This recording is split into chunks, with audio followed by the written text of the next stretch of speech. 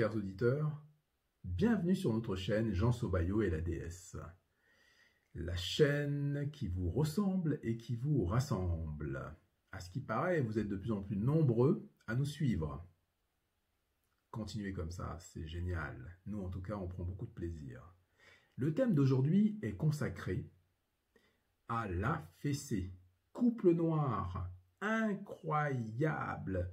On leur a enlevé leur enfant à cause de la fessée.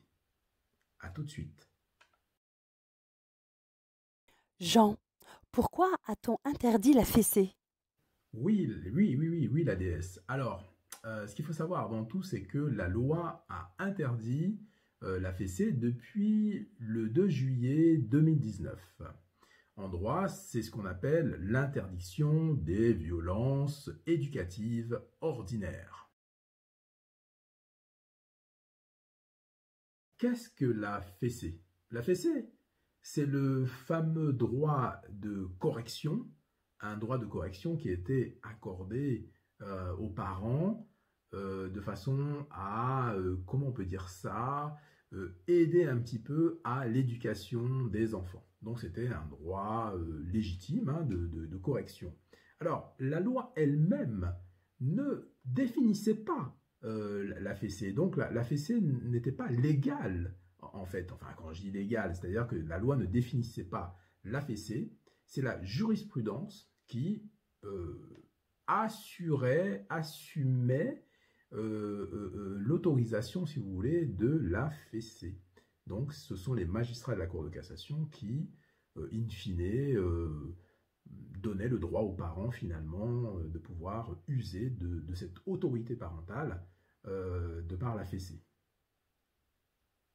Alors aujourd'hui, il ne reste plus rien de cette jurisprudence, hein. C'est fini, hein. Il n'y a plus lieu d'avoir ce droit de correction. C'est fini, terminé. Allez, Alors, que reste-t-il aujourd'hui?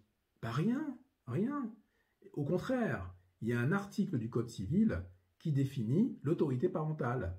Et comment est-ce que cet article du Code civil définit l'autorité parentale? C'est simple. Pas de violence, interdiction de violence physique et psychologique. Donc, pas de violence physique ni psychologique envers l'enfant. Voilà. Alors, pour résumer et peut-être compléter et peut-être simplifier ce que j'ai dit tout à l'heure, c'est que avant cette loi de juillet 2019, la jurisprudence autorisait les parents à donner la fessée, la petite claque ou la fessée, etc. Sur l'enfant.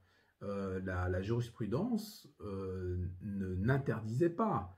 Il y avait comme une autorisation à pouvoir exercer de cette manière son autorité parentale. Maintenant, il y avait quand même des verrous, si je puis dire. C'est-à-dire qu'il ne fallait pas que cela soit une habitude et que cela soit évidemment excessif. Donc voilà, c'était des cas de figure qui peuvent arriver hein, dans n'importe quelle famille où il y a une petite claque, voilà, une petite fessée, rien de très très perturbant, rien de systémique si je puis dire. Voilà, on est très loin d'autre chose parce qu'après on rentre dans autre chose. C'est pour ça que les magistrats de la Cour de cassation pensaient naturellement que c'est quelque chose qui pouvait contribuer à l'éducation de l'enfant. Aujourd'hui, ce n'est plus le cas. Hop, disparu. Bon, on va voir comment. À tout de suite. Comment fait-on, nous, les afrodescendants, nous qui avons eu cette éducation? Ah oui, la déesse.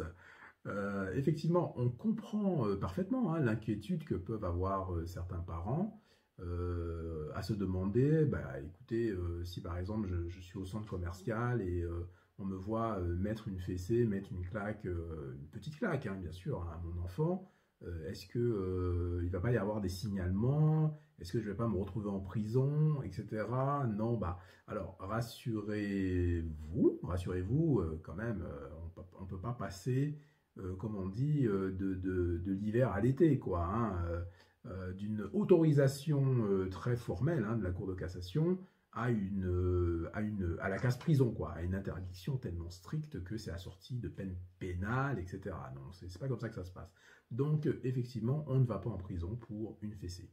Il y a une grosse différence entre une fessée, une petite fessée, quelque chose de très très occasionnel, qui, on le rappelle, hein, qui est interdit par la loi. Mais enfin, si ça devait arriver, ne soyons pas dupes, on sait très bien que dans beaucoup de familles, ça arrive, hein, malgré l'interdiction qui est là, hein, qui a été faite, hein, par la loi.